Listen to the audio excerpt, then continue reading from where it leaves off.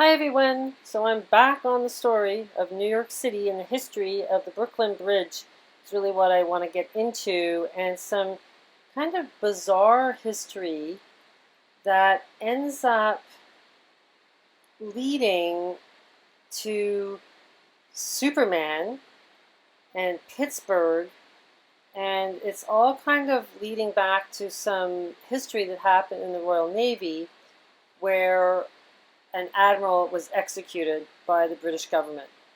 And this, I do believe, is part of the symbolism of kind of good and evil in the higher elite societies. Okay, so that they're showing the symbolism, and I want to get into that because it's important, because they're actually using the lingo in some of the news feeds and everything. So there's lots to get into, so let's get into New York City and the Brooklyn Bridge. The Brooklyn Bridge was created by Robling, and his name is sometimes spelled Rob, like R-O-B-L-I-N-G, and that always brings me back to the rubedo, the last stage of alchemy. It's weird that they've changed the spelling of his name. So Brooklyn actually means to break. His foot was crushed by arriving at the ferry that was, originally there before the bridge was made, and he refused to get medical treatment and wanted to cure his foot by water therapy. So we're getting water therapy. That's tied into Neptune. Okay, Neptune is everything is about the feet because of it rules Pisces, and he heals by water on the feet. So his son, his name is Washington Roebling. So we get the Washington into it again. And he was the one that completed the project because his father died. So I wanted to see who had designed the ferry, and that ties into it because the ferry had, caused this injury in his foot. And sure enough, Fulton had designed this ferry, and Fulton had done some work for Napoleon trying to make a submarine, and the submarine was called the Nautilus. This ties into the 2000 Leagues Underneath the Sea movie from Walt Disney, and the Nautilus actually has Lincoln tied in there. I did a video on it a long time ago, and it actually ties to the Pearl. Okay, so the Pearl is your ascension, and that's what Neptune rides in, the shell, right? So you become, the Pearl if you ascend and you have your superconductor armor of God on, which is the shell. Okay, so now what's interesting is that he made the submarine so that he could, create torpedoes for the Navy, and then the Royal Navy took him on because Napoleon didn't think it was going to work. He didn't have confidence in him. Okay, so he also created the first steam engine, and that came out in 1777, like the year after the founding of the United States. But he also designed the first steam engine in 1977. And I watched a Walt Disney celebration, and he was going on and on about how important the Steamboat is, so that he had at the Disney World. So I'm just saying that the Steamboat symbolism seems to be really relevant, and I think it's because it all ties into the Brooklyn Bridge, as well as the 2000 Leagues Under the Sea, because of the Pearl and everything that's in that movie, and the island again. So we get the Neverland, which is what the whole East Coast was called, but the actual New York area was called the Netherland, which means the sunken city. The first steamboat was called the Claremont, and it went up the North River to the Hudson River from New York to Albany. I guess this is a original model of it. Now, I've just been talking the last portion of this video, the previous video, about Triton, how this is the son of Neptune. And the very first series, that was the name. It was a BBC television series called Triton, where they were spying on him. Two lieutenant officers were spying on him as he was making this thing for the French. And then there was a sequel called the Pegasus. So, okay, there you go. So that right in this, in this sequel, it's like, one's the Triton, that's the beast that kills you. And then the other one is Pegasus, that you're supposed to fly off on, but sometimes it throws you off its back. But anyhow, it's just funny to go into the pop culture. And then Robert Fulton cartoon character appears in a 1955 Casper the Friendly Ghost short film red, white, and boo. Okay, so that's all to do with alchemy, that little cartoon. And Pegasus was born out of Neptune's leg, right, with Medusa. First, Casper's in the magic mirror. Then he goes in and he starts talking to this professor, but he's got the red book in front of him. That all ties into Jung's red book, and that's what the title was, the red book. And the philosophy of humanity is in that book. And then he ends up talking to the professor. The professor still hasn't looked at him, and he's telling him how this is a time machine and they can go and visit past, present, future. And then as soon as he realizes he's a ghost, he gets so scared he turns into a rocket. That's why I think like the whole thing with Rocket Man with Elton John and stuff, and he left that lyrics out of his new rendition of the song. It has to do with if you're scared, you're gonna fly out of here. You're gonna have to go to space, right? Because you no longer can live here. You're gonna end up going up into the ships because you're just gonna come visit Earth because Earth is going into climate change. That's what they're projecting at us, the programming. Okay, so anyhow, at the end of it, they show the steamboat. And they have Fulton on the steamboat, going up for its first maiden trip. So Triton is Neptune's son. Neptune is the god of the storms, right? And he's going to create the big storm, the water storm, bring the water, second phase of alchemy, which is kind of in the Fantasia movie showing, after everything's burnt, the water comes. So here they're saying the semi-nude female figure appears riding on a sea goat, accompanied by a dolphin and Triton. So this is all Neptune symbolism, right? This all relates to Neptune and Pisces, which was where Neptune is in the sky now. This is the goddess Aphrodite herself. That's Venus, shown here, not in her distinctive local guise, but in a more traditionally Helsinki style. She is a marine aspect of Aphrodite, known to the Greeks as Aphrodite Pelagia. She rides on a fantastic marine creature with the body and the tail of a fish and the forefront of a goat. The sea goat moves to the right and turns his head back to look at the goddess. This group also appears in the Aphrodisian coins from the 3rd century AD. So she's riding Capricorn. Venus is riding Capricorn, right? So it's all part of, it's almost like Capricorn is Triton. This is something that I didn't realize before.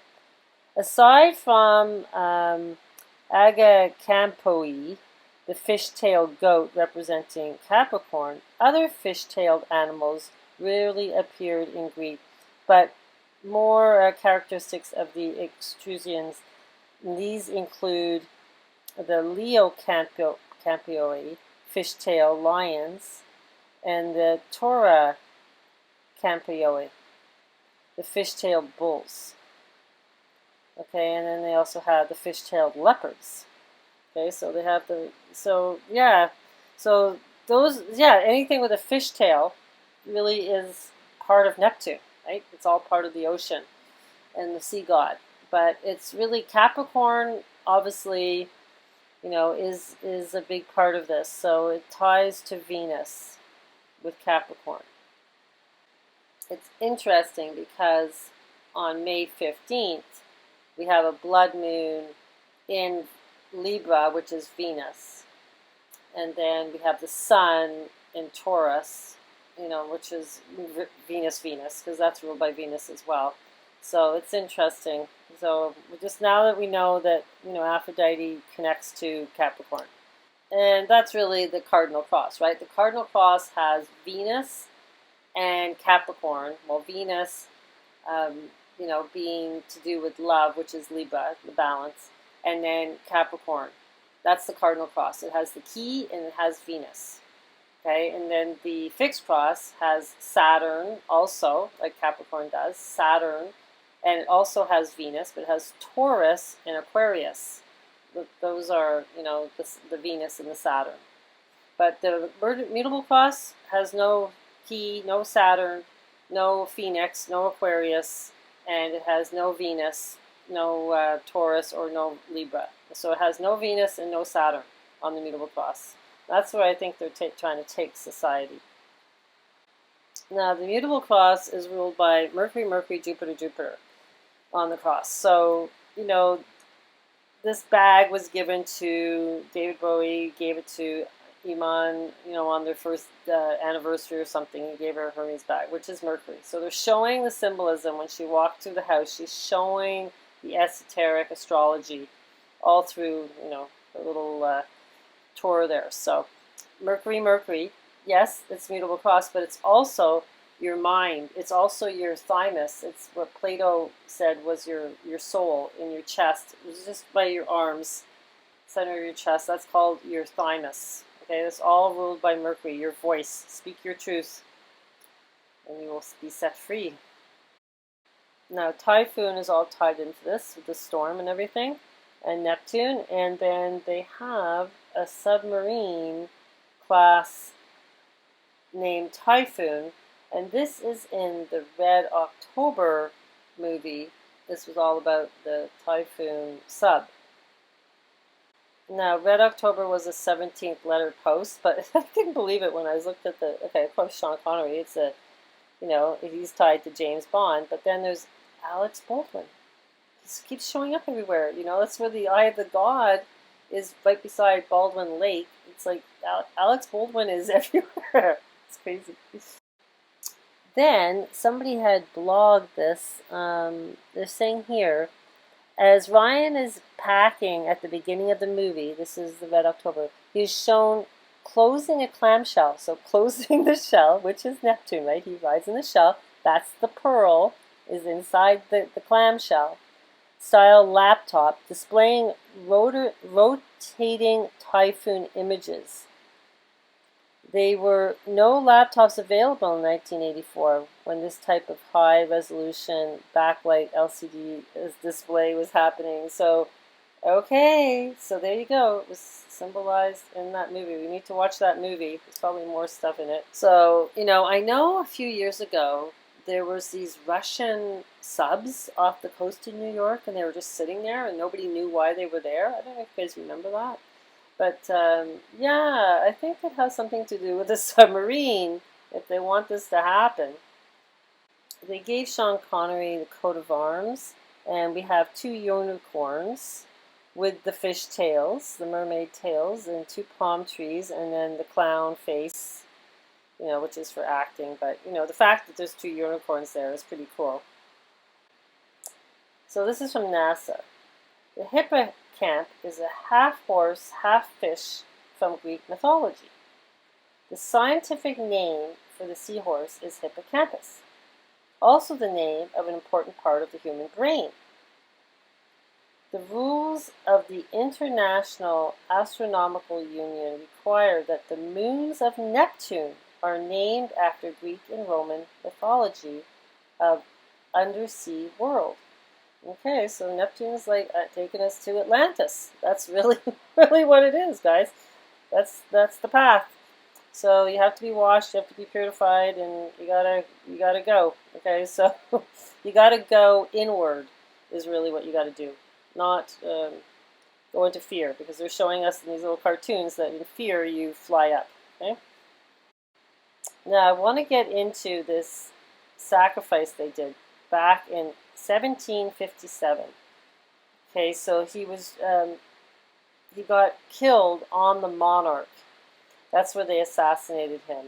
And it was after a war that he tried to fight properly, didn't have the right supplies, tried to get letters through the British government. Then, he couldn't keep the ships going, so at the end he didn't stay there to die. He tried to get the ships repaired.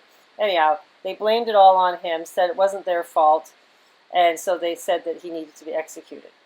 Okay, so this is a huge, huge part of history that's being buried. So his name was John Byng. He had a father that was the Viscount of Torrington, so we get Tor, like Taurus, and he was a famous admiral that got this, this award granted to him to be the first Viscount of Torrington from the king because he was such a great naval officer. Now this is his son, and they basically, he went into the same occupation in the Navy, worked his way up to be Admiral, and then the person behind him that would have benefited from his death was Forbes. Okay, yeah, Forbes was they're all Navy. All these guys are Navy, and then they go into the government. They start off in the Navy. So anyhow, what's really interesting is they executed him on Pi Day. Okay, so that's when we have this big conjunction on the tail of the whale with the, blood moon on Zavi Java in 2025. So this date is super important. I do believe it's kind of like for the rest of the people that are still here, where they get freed. Okay, I think that blood moon is the day of the Lord for them to be all freed. Okay, that's my belief, because there's too many things tying to the infinity, and pi is infinity, right? It's always the figure 8. So now let's go into some interesting facts. So I have my suspicions that Forbes, he made it look like he was defending him and he didn't want him to be executed. He wrote a 22 letter. John Byng wrote the 22-page letter just explaining exactly what happened. Forbes was like, no, I can't sign this paper. I don't want him to die. But with his death, Forbes became the Admiral. Okay, and he got really promoted high into Parliament and everything because he was now the leader of the Admiral placing. So anyhow, all I'm saying is I'm suspicious about Forbes' intentions. So they've actually tried to get him exonerated. His family bloodline is trying to, to save his name or whatever, and they still won't. He was the sacrificial lamb, this guy. So they kill him on the monarch, monarch is really the butterfly, it's ascension. It's, the moth is supposed to be Ophiuchus, the doorway out of here. But then they use this word, right? The monarchy. And it's like, it's for them, it's like it's control, it's elitism, but really it's supposed to be your transformation as a soul. You turn into a butterfly. Well, she had a sister ship, and the other ship was called Terrible. Okay, so they're switching it, and they kill him on the Ascension ship, the Monarch. They actually do it in the town of Portsmouth, and this is a Unitarian authority city. Okay, it's huge history with the Navy in this city. Now here's his father, the first Viscount, George Byng, and he's dressed up, he looks in his Amanita Muscaria outfit there, and just showing that he was, really important part, and he was an important part in having, I don't know if you guys know the history with the Jacobean Wars and everything, and they didn't want the Dutch to come over and take power. But this guy, George Byng, he wanted the Dutch to come over and take power, and they actually, got the king and queen unseated, and then I think it was Stuart, the family line, and then the Scots and the Irish wanted the Stuarts in, and that's what caused all the war. I'm not going to go into whole detail of the war. You guys can look it up. But the whole thing is, this guy had a part to play in it because he, got the letter to get the Dutch to come in and take over England.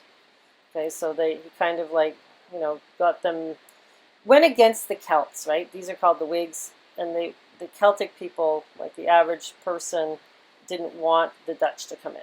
One of the ships that he sailed was the Mary Rose, and the other one was the Phoenix. So there's the two paths.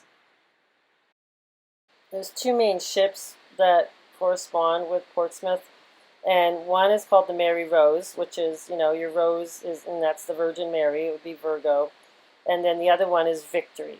Okay, so one, you become part of the tree, the other is Victory, you actually win out, and then you have this tower that they had built there. It looks like a DNA tower, kind of similar to the Space Needle with the point on top.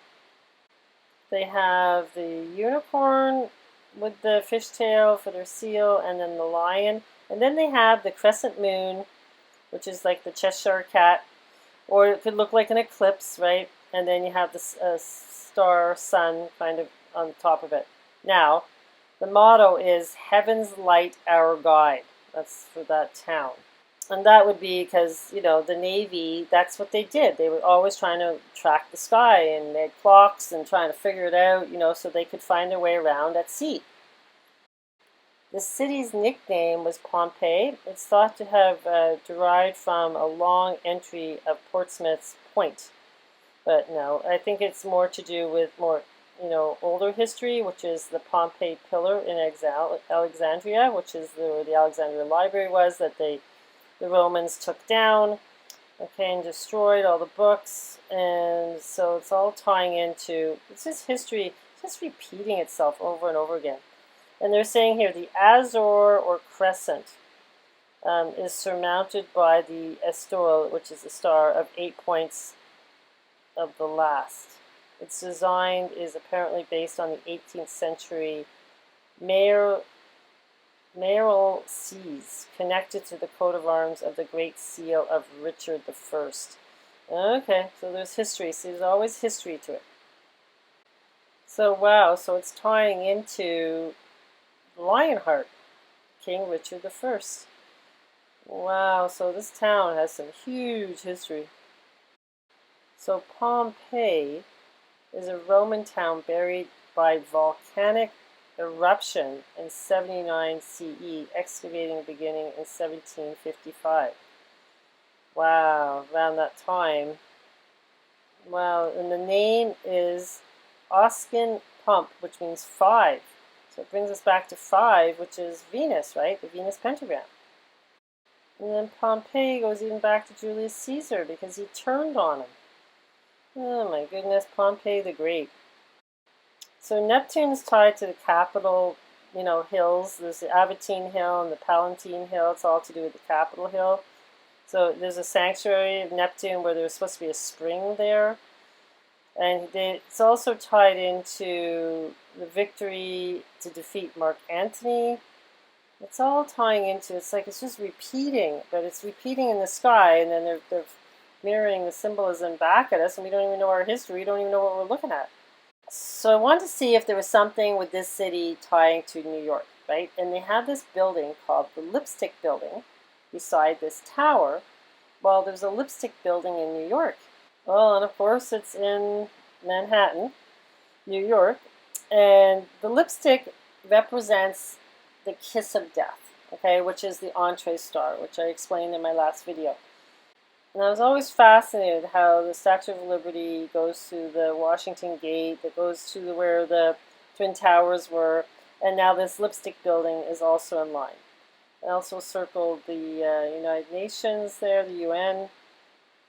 And then there's, the Brooklyn Bridge. So that's where Katy Perry did her, her first concert, all to the roar, The Eye of the Tiger, which is the tiger is next year, 2022. And you can also see Red Hook. I circled Red Hook. That's where, David Bowie did his St. Valentine's Day video with Lorde doing it in the same building, and it looks like a big, huge whale, so... And it's a granary, which ties into the Chinese, what they call Sitis, the whale in the sky. It's called a granary. So it's like, same thing for grain. You guys are so good at sending me stuff. Somebody sent me this. This is United Nations photo where they just put up this statue, I guess it was, in November 9th. So we get the 119, so we get the 9/11 again. Mirroring, right? Fusion of a jaguar and an eagle. Okay, so it's the flying... it's the flying tiger. So it's referencing to next year, that's for sure. Okay, so this is Admiral John Byng, right? And he had this beautiful property called, it looks like it should be spelled, said Rotham, but they pronounce it Rudham Park. Okay, so it's not like the Roth. It's 17 miles from Hyde Park Corner. And he was the Admiral John Byng. I do, when I looked into history, he had the Viscount as well, but they don't want to mention that anymore. When you look at the Viscount, it's like they don't want to look like they killed one of their own, knighted people, right? So it's like they really kind of bury the history. It's there, but it's not spoken often. It's a really beautiful estate. You can go on the website and look inside, because nobody lives there. They just kind of rent it out.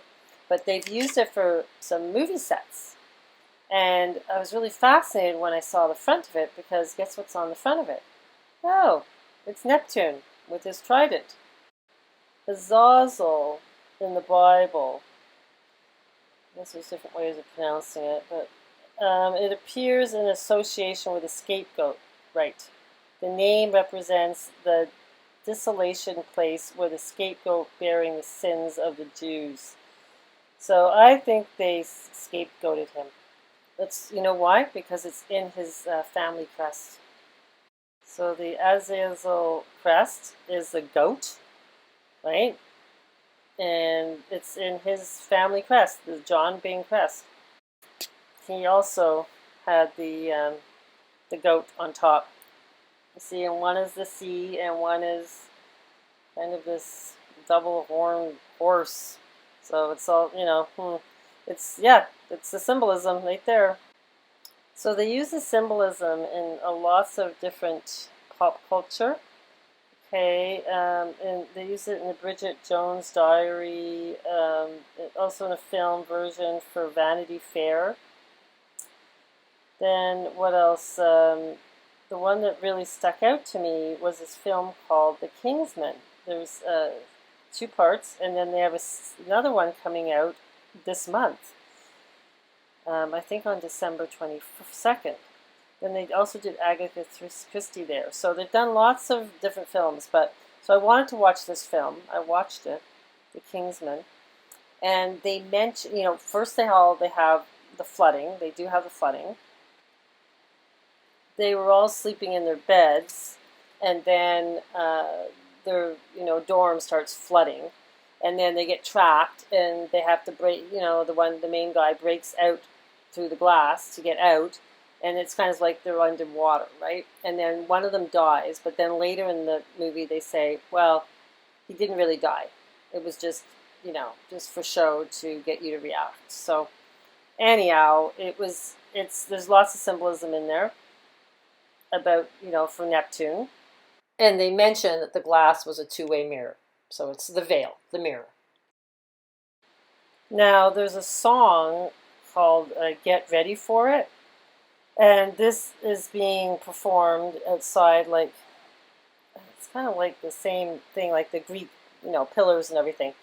But it almost looks like his house, because his house has these columns. And anyhow, they end up using part of the movie in this video for this song. But this song, go listen to the song, and I find it fascinating that, it's always referencing, it's almost like you're in Atlantis. It's like you're under the city underneath in the sea. It's like the Aquaman movie. And then it ties it to Valentine's Day, this movie. So they tie the sacrifice, through this guy that got sacrificed with the Holy See law, right? The Admiral law. And then, it's tied in because this character, the main villain in the movie, is called Richmond. So, Richmond Valentine. So, yeah, so it's just it's mind-boggling. Michael Caine's in the movie. And so we're going to watch the next one. But they mention something in there. They mention bingo, because it's John Byng, right? So they say bingo in the movie, out of nowhere. And I'm like, why are they mentioning his name as well? It's it's bad enough that they're using his park, his place that got taken away from him. All his inheritance went, to, I think, a nephew.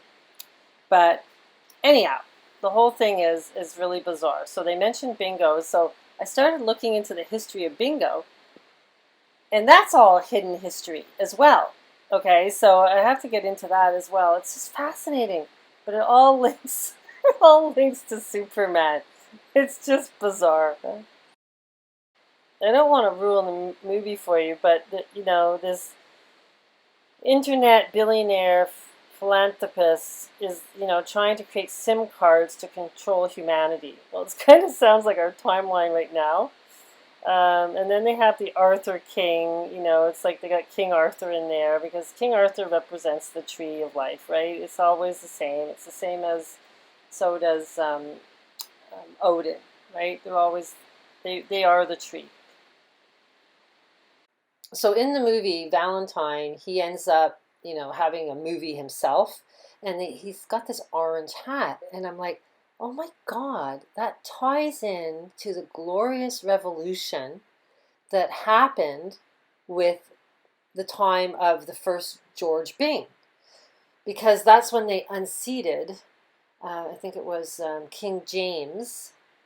Yeah, so they unseated King James II and the seventh King of England, of Scotland and Ireland. So the Dutch Republic came in. It was always they were fighting against the Dutch, right? That's why New York was, you know, called Netherland and New Amsterdam. It was this war going on between the Dutch and the Brits. So anyhow, they ended up unseating him, and he had a daughter, and she married the William III of Orange. So that's where the orange comes in. He's the one that got in and became the new monarch of England, instead of it going to the Stuarts, which was all to do with religion and wanted to be Catholic. Okay, so it's like, anyhow, that's just the synopsis of the whole war. So I haven't seen the second movie yet, but they have it linked into Donald Trump in the movie as well, because they're showing some of his supporters like going around being violent and killing people. So I think Donald Trump didn't really appreciate that being in the movie. But anyhow, yep, it's like it's all tied together. So this is the one that's coming out in December 22nd. So we get the 1, 2, 2, 2, 2, 2, 2, 1. Yep. Now the girl's name is Poppy, and that is really weird. Now look what they have here. They have the Taurus bull behind her, all chopped up into pieces because we want to get rid of the bull, because we want to get out of the labyrinth. So the bull has to die because he's stopping you from getting through the labyrinth, right? And then she's all dressed in red, which is the rubedo, and you have to have the red string on to get out of the labyrinth.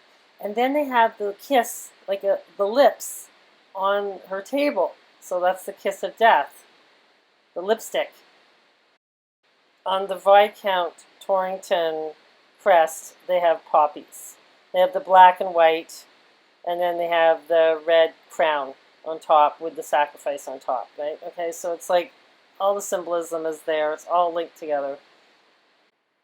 So the actual artist that created this big painting of Superman was named H.J. Ward. Okay, and he did this painting in 1940, right at the beginning of the war. Now the owner of the painting is Meredith Lowe. Now Ward actually got the bingo game copyrighted, and Lowe, I guess one of her ancestors, Lowe, ended up promoting the game. But the actual copyright of the game was in Ward's name. So way back in the, I guess it was the 1800s, George Byng had a picture made of him, and there's other pictures of him with other groups of the elite society, but they call him Bingo. Okay, so the whole thing with the Viscount Torrington Byng, that's where bingo comes from. And it's tying into other aspects in the family bloodline, and I'll get into that, that actually ties into Hawaii and Captain Cook. So it's just all weird how it all ties together. So here's the copyright, and then you can see there's songs with bingo in it. I tried to look a few of them up. They're not super common, but the point is that it's kind of bizarre because the whole thing about who created Superman is kind of hidden. Like they end up using another artist who did touch-ups on this to make this painting look different than what it originally was. I'll show you the original version of it. So this is the original version of Superman, but they changed it. There were some legal things why they had to change it. But anyhow, there was another artist that changed it, and then it looks like they're saying that he's the artist, but it was really Ward was the artist. He actually says here, explaining where he got his influence from, and then, why the painting was bigger than normal, because he was, a comic strip painter or artist for all these, like, comic strips.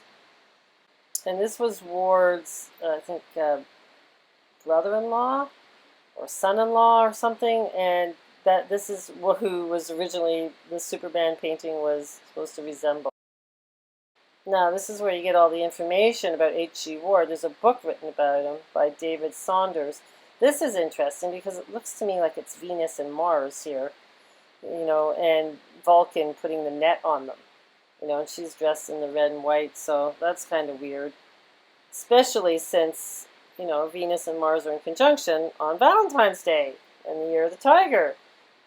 It's just like, it's the symbolism's literally everywhere. So this is Ward. Now, so he was at carnivals, he creates the bingo game, he ends up painting Superman, and then goes into the war and then dies. I think of liver cancer or something. So that was kind of bizarre. It's like he creates this famous game and he creates Superman, but nobody really knows anything about him. Like, I've never heard of him. And this is where it gets really weird. So it all ties to Pittsburgh because he lived in Pittsburgh, okay, Ward. So George Washington Gales Ferris invented the first Ferris wheel. So there's a guy named George Washington Ferris. He invents the Ferris wheel. Then the first bingo game was invented here in the early 1920s by Howard J. Ward. This is all about Pittsburgh. Then the first baseball stadium was built in Pittsburgh in the 1909, and it was named Forbes Field. Okay, so the Byng and the Forbes, that goes back to John Byng, who got assassinated by the British government because they didn't want to look bad, and so they used him as a scapegoat, and Forbes took his place. So it's all tied to Pittsburgh. Now, I asked you guys if you knew what the opening scene was in the Free Guy movie, which city it was. And a couple of people said it was Pittsburgh. So Pittsburgh is the home of Superman. Okay, it has the Moon Township there. That Trump always went there to do his, conventions, rallies. And this Moon Township is super important because there's a town called Mars in it. Okay, so I'm just like, oh my God, it's nuts. And look at this. It's the first polio vaccine in 1953 was developed in Pittsburgh. And that's what, Elvis Presley, he was the first person to take the polio. So it all ties into the Space Needle again. And oh my God, it just goes on and on and on. They even have a song at Yale all about bingo. Okay, the words and music are by Cole Porter.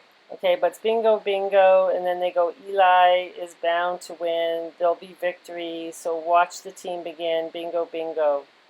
So, it's Eli Yale, who, what Yale University is named from. But he was a Welshman.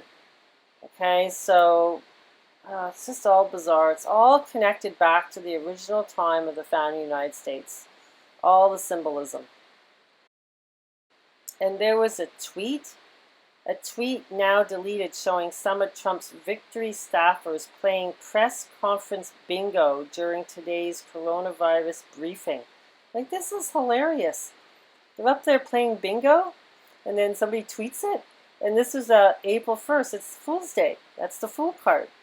That's Uranus. That's, how you free yourself. You have to play bingo and you have to win. You have to get on the free square in the middle. That's the way out of the labyrinth of the bingo game. And so you don't become the sacrificial lamb. Oh my God, it's too funny. Even Trump's got his fist up in the air, just like the Orion constellation, which is the son of Neptune. course he has a statue outside of Mar-a-Lago as the Neptune statue, of course. Make bingo great again. Donald Trump, Congressional Speech Edition. Oh, look, Harry Styles, he goes and announces bingo numbers to the senior citizen home. I guess it's in England.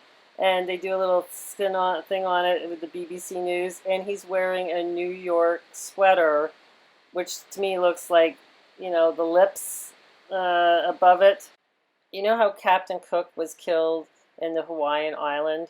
But so this is like 40 years later, right? So these two dignitaries from Hawaii get invited to England, and but in the news they're saying like they're savages, and they're kind of like making fun of them because they're colored, and I guess people in England never saw too many colored people back then, so it was like a big scandal kind of that they were there, and people didn't really agree to it and think it was good. Because if you look into the history of bingo, they say it came from Beano, and it was like a French lottery, and then, but they don't say like really where the name came from. They say, oh, maybe it was because they were using a bean and they called it Beano. But it's like, I'm like, this happened like way before that this guy was named Bingo.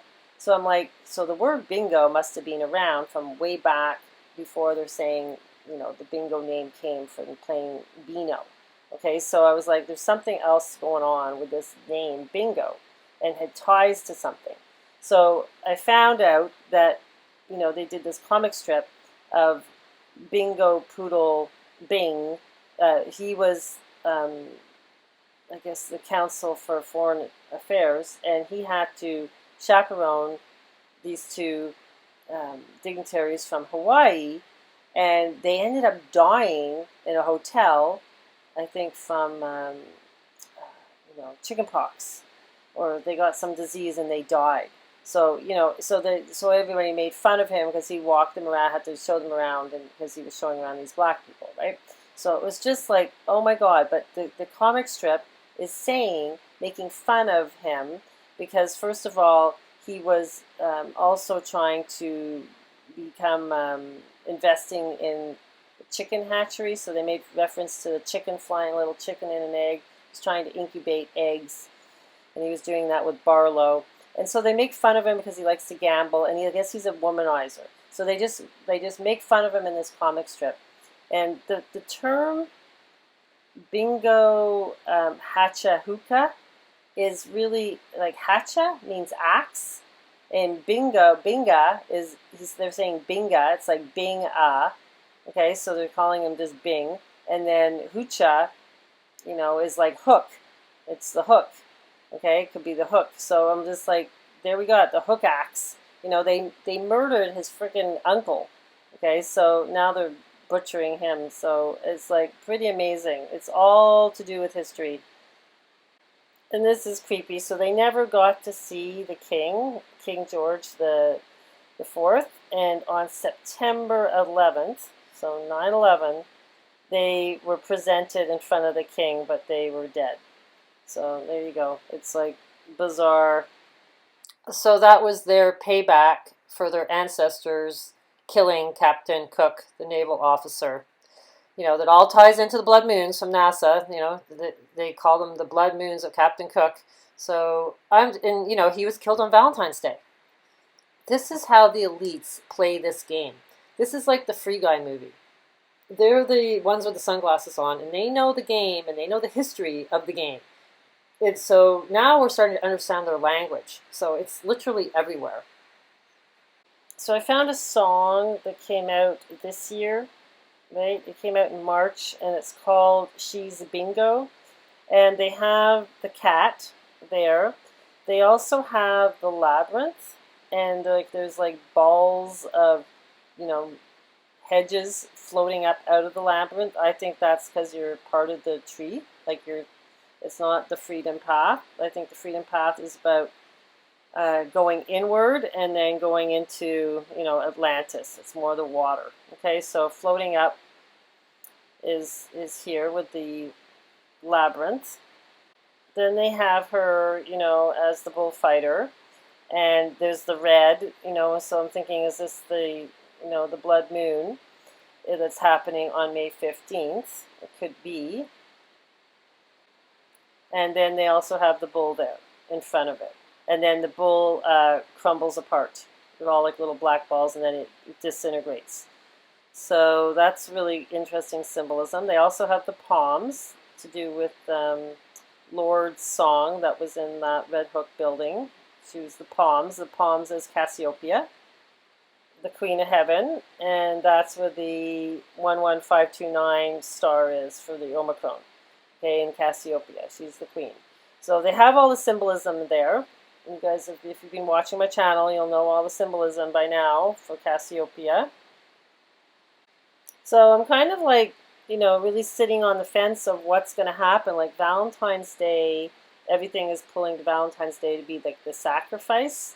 And then I still think, you know, May 15th with the blood moon is really important too. This whole 515 thing, when I did the video, the first part of this video, I had set all the grids to 515 because I'm wondering if that's a time that this is going to happen on Valentine's Day. Because David Bowie's song says on Valentine's Day, it's the day, but then he has this other song, The Angels Leave, at 5:15.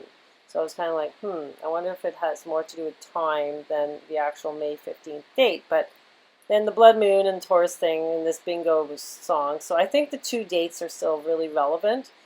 And, you know, the fact that David Bowie is tied to Neptune. You can see it here with this 9th planet. It ties to Neptune.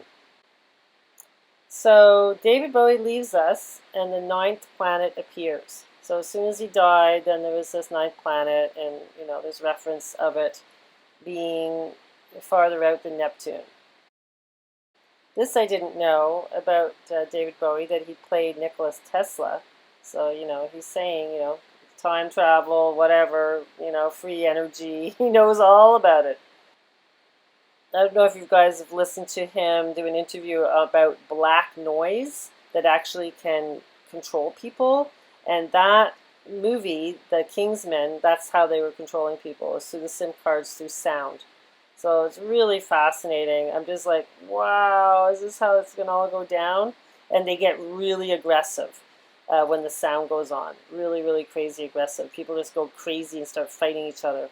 And, you know, just like they're mad people. They can't stop themselves from doing it. So I don't know. It's really bizarre, the symbolism they're showing us. So it's looking like it's going to be quite interesting. So we have a full moon on the 18th of December, which is a Saturday, and this is happening right between the horns of the bull in the Silver Gate, right on the Crab Nebula, where Trump was born. So it's almost like it's like on the hammer of Orion, and now we understand that Orion is connected to Neptune. So it's like the hammer of Neptune, right? So it's giving power to Orion and Neptune for the second stage of alchemy. So first stage of alchemy, the Negretto is ruled by Saturn and the Sun, and the second stage is ruled by Neptune and the Moon. So this full moon on the 18th is very important because it's the second stage of alchemy. It's really tying into the purification and the purging that happens on Juno Februata month, which is the month of February. And you have to watch the first video of these two videos that I've just done, because that ties in all the Valentine's Day stuff and the history of Valentine's Day. We have a full moon next month. It's not on Valentine's Day. It's actually 2 days after. And so the Lubanelia Day, which is to do with the wolf, that raised Romeus, who was named for the city of Rome. Okay, so that is on the 15th. That celebration is usually on the 15th of February. And the 16th is when we have the full moon and the Venus-Mars conjunction. So it's like 2 days after Valentine's Day. So, we'll have to wait and see what happens all in that time period. We have a Venus, Pluto, and the comet Leonard all in conjunction in Sagittarius, which is all good fortune, right? So love with the soul that has to transmute through the fear. Pluto, there's a lot to do with fear, but that's your soul. And the comet is there, so there's going to be lots of kind of turning around energy. The comet is always kind of brings emotion. So, but anyhow, it's in Sag, so that's a good thing. And the mind is there too. Mercury's there too. So try to just stay in the love side of things and don't get too much into the darkness. It's you have to recognize it, but then just transmute it. I found this old Mickey Mouse clip. It's only a couple minutes long. Black and white Mickey Mouse, and it's all about saying here it's like attack. Oh, the Bee Gees. It's the heebie-jeebies. Maybe that's where the Bee Gees got their name from. And so the whole thing is about fear, right? So they're referencing that you have to join with your shadow. You have to go watch this. It's really cute. So he's separate from his shadow, and he's scared of his shadow. And then they show like two different realities. Like it's like half is black, and it's like you're going through like a wormhole. And then he says, I know you're scared. I'm scared too, but we're gonna make it together. And I really think that's what you have to do. You have to get past the fear, because you're not your body, okay? And you're not a victim to all the suffering that's happened on this planet. You're so much more than that. And to hold on to the resentment of what's gone down on this planet, it's just a place to learn how to transmute this darkness. It's not to be, you have to go through that anger. That's the first stages of alchemy. That's the first stage, the blackness. It's the dark night of the soul. Okay, and then you move to the water, the purification. You rinse it off. You let go of it. It's the letting go. And then after you can do that, you can marry these two together, the pain and the light, and then you join them together, which is the eclipse that we just had, the marriage, the diamond eclipse. And then you get to the rubedo, where you can jump time and you marry, it's the red and the white. So this is really how you process it through. It doesn't come right away. It doesn't just come because somebody says to you, oh, you need to be in bliss. Just because I say stay in bliss doesn't mean that you have to do that right now, but you have to understand there's a process to alchemy. You have to take the time to do it and do the inner work. And then once you can do that, you can escape this realm, this chaos realm, and you can get through the Maya. Now this is Taurus. Taurus, the month of May, is the Maya. Maya is the illusion. It's all illusion, even the pain. Okay, yes, it happened here, but yes, we found out, like in Canada, all these schools that they had for the natives. Okay, these residential schools. They butchered them. They raped them. It's terrible. This is true, but that's the government that did it. Right? All the other people, they say, oh, they did this. I don't know. But all I know is my government did this to people. And it's very painful, but we have to see it as all the pain is just there to teach you how to see the light. You cannot see light without dark. Okay, that's what this realm is. It's a duality. You have to transmute it and try to work through it and purify yourself, so you don't need to be washed by a big giant wave. Okay, you do it yourself and you'll be okay. So got to be Superman.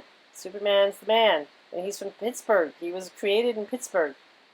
So this is very important. They did the Free Man movie there. So this is really how you have to be. You have to become Superman in these times. Listen to you guys. If I don't get another video out before Christmas, I just want to wish you guys all a really Merry Christmas. And yeah, they're locking us down, but it's fun to be locked in your house with your family. I like it. I'm a homebody. So anyhow, I hope you guys all have a wonderful Christmas.